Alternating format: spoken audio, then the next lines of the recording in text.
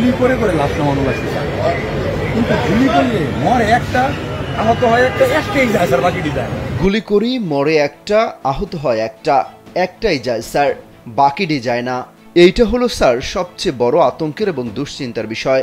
ঠিক এভাবেই আন্দোলনকারীদের দমনের চিত্র তুলে ধরছিলেন ডিএমপির এক কর্মকর্তা। সাবেক স্বরাষ্ট্রমন্ত্রী মোহাম্মদ আসাদুজ্জামান খান কামালের কাছে তুলে ধরা সেই দৃশ্য ভাইরাল হয়েছে সামাজিক যোগাযোগ মাধ্যমে। এরপরই শুরু হয় সমালোচনার ঝড়।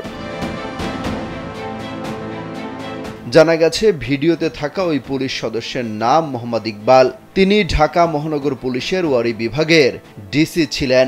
সূত্র বলছে তাকে ডিবি হেফাজতে নেওয়া হয়েছে।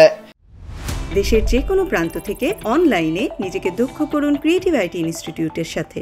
জানা যায় সোমবার সন্ধ্যায় নরসিংদীতে অবস্থিত নিজ বাড়ি থেকে তুলে নেওয়া হয় তাকে।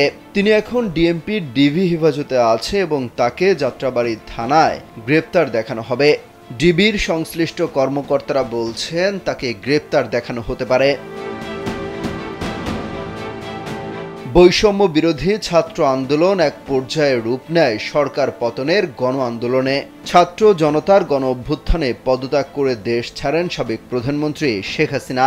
তার আগে ছাত্র জনতাকে দমাতে ব্যাপক হারে দমন পীড়ন চালায় পুলিশ। নির্বিচারে গুলির অভিযোগ ওঠে পুলিশের বিরুদ্ধে। তার প্রমাণও মেলে বিভিন্ন ভিডিওতে। সবচেয়ে বেশি ছড়িয়ে পড়া ভিডিওগুলোর মধ্যে ছিল এই ভিডিওটি।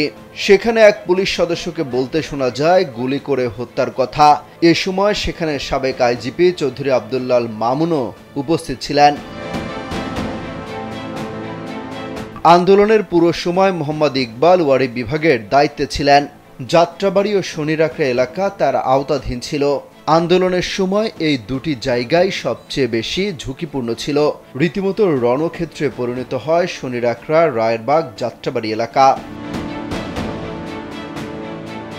অমিত হাসান রবিন, কালবেলা।